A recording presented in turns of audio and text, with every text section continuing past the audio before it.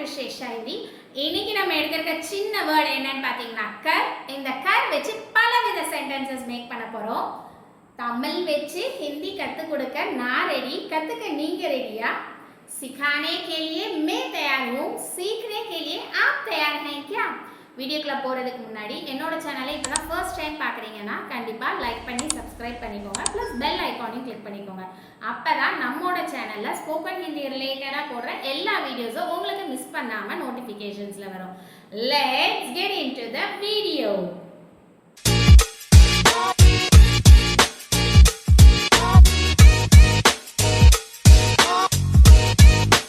இந்த வீடியோவில் நம்ம பார்க்க போகிற வேர்டு என்ன அப்படின்னா கர். கர் அப்படின்னா செய் அப்படின்னு அர்த்தம். இந்த ஒரு வேர்டை எடுத்து நம்ம எவ்வளோ சென்டென்சஸ் ஃப்ரேம் பண்ணலான்னு பார்க்கலாம். உங்களுக்கு ஏதாவது சென்டென்ஸ் கர் வச்சு தெரியும்னா கண்டிப்பாக கமெண்ட் செக்ஷனில் கமெண்ட் பண்ணுங்கள். வேலையை செய், இதை ஹிந்தியில் காம் கரோ அப்படின்னு சொல்லணும். காம் அப்படின்னா வேலை அப்படின்னு அர்த்தம். காம் கரோ அப்படின்னு சொல்கிறோம். வேலை செய், டூ த ஒர்க். வேலை செய்யின்னு சொல்லியாச்சு. அந்த வேலையை எப்போ செய்யணும் அப்படின்னு சொல்லணும் இல்லையா? இப்போ செய் அப்படின்னு சொல்லணும். என்ன சொல்லணும்? இப்போ செய் அப்படின்றத ஹிந்தியில் அப் கரோ அப்படின்னு சொல்லணும். அப் அப்படின்னா இப்போது அப்படின்னு அர்த்தம். ஸோ எங்கெல்லாம் நம்ம இப்போதுன்ற வார்த்தை வருதோ அந்த இடத்துல நம்ம இந்த அப்ன்ற வேர்டு யூஸ் பண்ணிக்கலாம். அப் கரோ, டூ இட் நவ். நம்ம வேலையை செய்யின்னு சொல்லிட்டோம், ஆனால் அவங்க செய்யலை. அப்போ நம்ம அவங்ககிட்ட இப்போவே செய்ய அப்படின்னு சொல்கிறோம். அதை ஹிந்தியில் அப் ஹீ கரோ அப்படின்னு சொல்லணும். அப் ஹீ கரோ. இந்த ஹீ அப்படின்றது நம்ம சொல்கிறத வந்து ஸ்ட்ரெஸ் பண்ணுறதுக்காண்டி யூஸ் பண்ணுறோம். டூ இட் ரைட் நவ், அப் ஹீ காம் கரோ. ஒரு வேளை ரொம்ப எமர்ஜென்சியானது, அதை இப்போவே உடனே செஞ்சாகணும் அப்படின்றதுல உடனே செய்ய அப்படின்னு சொல்லுவோம் இல்லையா? அதை ஹிந்தியில் துரந்த் காம் கரோ அப்படின்னு சொல்லணும். துரந்த் அப்படின்னா உடனடியாக, அதாவது இமீடியட்லி உடனே செய்யணும் அப்படின்ற இடத்துல இந்த வேர்டு யூஸ் பண்ணலாம். துரந்த் காம் கரோ, டூ இட் இமீடியட்லி. செய்கிற வேலையை நல்லா செய்ய அப்படின்னு சொல்கிறதுக்கு ஹிந்தியில் அச்சே சே காம் கரோ அப்படின்னு சொல்லுவோம். அச்சே சே காம் கரோ, நன்றாக வேலையை செய். அச்சே சே காம் கரோ, டூ த ஒர்க் வெல்.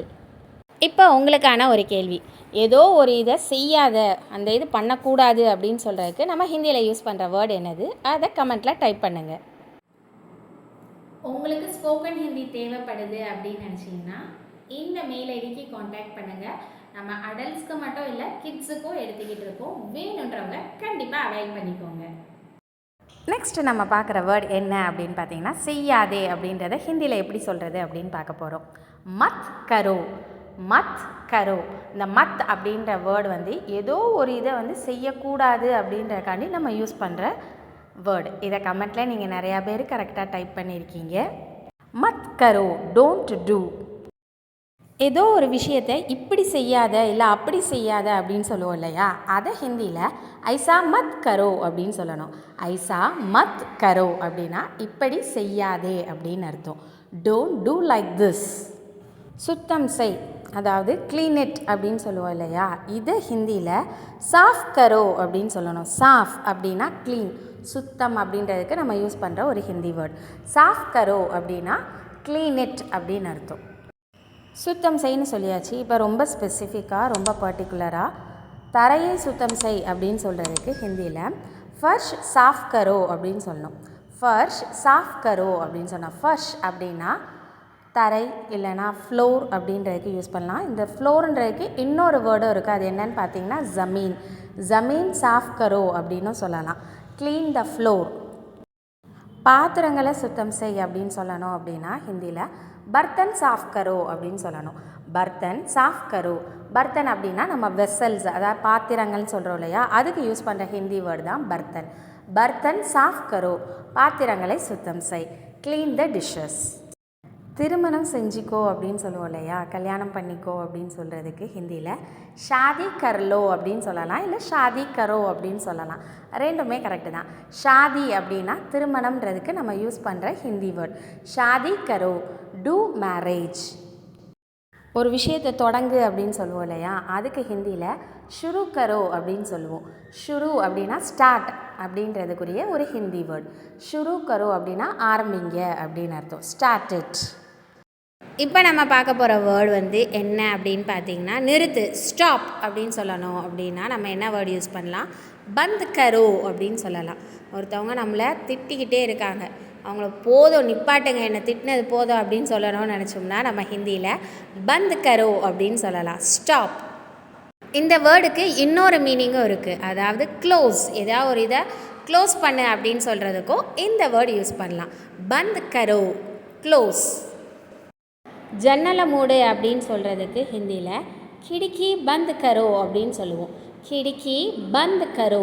கிடுக்கி அப்படின்னா விண்டோ, ஜன்னலை வந்து ஹிந்தியில் வந்து கிடுக்கி அப்படின்னு சொல்கிறோம். கிடுக்கி பந்த் கரோ, க்ளோஸ் த விண்டோ. கதவை மூடு அப்படின்றத ஹிந்தியில் தர்வாசா பந்த் கரோ அப்படின்னு சொல்லுவோம். தர்வாசா பந்த் கரோ அப்படின்னு சொல்லுவோம். தர்வாசா அப்படின்னா டோர் அப்படின்னு அர்த்தம். தர்வாசா பந்த் கரோ, க்ளோஸ் த டோர். ஒரு வேலையை ரொம்ப மெல்லமாக செஞ்சுக்கிட்டு இருக்காங்க, அவங்கள மெல்லமாக செய்யாதீங்க, மெதுவாக செய்யாதீங்க அப்படின்னு சொல்கிறதுக்கு ஹிந்தியில் தீரே மத் கரோ அப்படின்னு சொல்லுவோம். தீரே மத் கரோ, தீரேனா மெல்ல அப்படின்னு அர்த்தம். தீரே மத் கரோ, டோன்ட் டூ இட் ஸ்லோ. சீக்கிரமாக செய்யுங்க, இது ஹிந்தியில் ஜல்தி கரோ அப்படின்னு சொல்லுவோம். ஜல்தி கரோ. ஜல்தி அப்படின்னா வேகம் அப்படின்னு அர்த்தம். ஜல்தி கரோ, டூ இட் ஃபாஸ்ட். ரெடி பண்ணுங்க அப்படின்னு சொல்லணும். இதை ஹிந்தியில் தயார் கரோ அப்படின்னு சொல்லணும். தயார் கரோ, தயார் அப்படின்னா ரெடி பண்ணுறாங்க இல்லையா, அது வந்து தயார் கரோ அப்படின்னு சொல்லலாம். இப்போ உங்களுக்கான கேள்வி, சாப்பாடு ரெடி பண்ணு அப்படின்றத ஹிந்தியில் எப்படி சொல்லணுன்றத கமெண்ட்டில் டைப் பண்ணுங்கள். நீங்கள் கமெண்ட் பண்ணது கரெக்டானு பார்க்கலாமா? சாப்பாடு தயார் செய் அப்படின்னு சொல்கிறத ஹிந்தியில் கானா தயார் கரோ அப்படின்னு சொல்லுவோம். கானா தயார் கரோ. கானா அப்படின்னா ஃபுட் அப்படின்னு அர்த்தம். ரெடி த ஃபுட், கானா தயார் கரோ. கல்யாண வீட்டுக்கு போயிருக்கோம், அங்கே கல்யாண பொண்ணை ரெடி பண்ணுங்கன்னு சொல்லணும். அதாவது மணமகளை தயார் செய்யுங்கள் அப்படின்னு சொல்லணும். இதை ஹிந்தியில் துல்ஹன் கோ தயார் கரோ அப்படின்னு சொல்லணும். துல்ஹன் கோ தயார் கரோ. துல்ஹன் அப்படின்றது மணமகள் அப்படின்றதுக்கு நம்ம ஹிந்தியில் யூஸ் பண்ணுற ஒரு வேர்டு. துல்ஹன் கோ தயார் கரோ, ரெடி த பிரைட். இதே இது மணமகனை தயார் பண்ணுங்க அப்படின்னு சொல்லணும். அப்படின்றதுக்கு ஹிந்தியில் துல்ஹே கோ தயார் கரோ அப்படின்னு சொல்லணும். துல்ஹே கோ தயார் கரோ. துல்ஹே அப்படின்னா மணமகன் அப்படின்றதுக்கு ஹிந்தி வேர்ட். கெட் ரெடி த பிரைட் க்ரூம். முயற்சி செய், இதை ஹிந்தியில் கோஷிஷ் கரோ அப்படின்னு சொல்லணும். கோஷிஷ் கரோ. கோஷிஷ் அப்படின்னா முயற்சி அப்படின்றதுக்கு நம்ம யூஸ் பண்ணுற ஹிந்தி வேர்டு. கோஷிஷ் கரோ, ட்ரை இட்.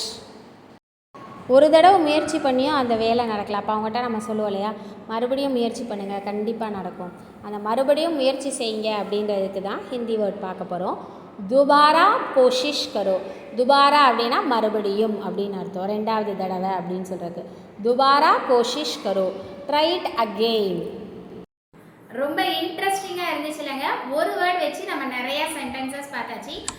நம்மளோட நெக்ஸ்ட் வீடியோவில் உங்களுக்கு என்ன வேர்ட் வேணும் அப்படின்றத கமெண்ட்டில் டைப் பண்ணுங்கள். அதை வச்சு நம்மளோட நெக்ஸ்ட் வீடியோ போடலாம்.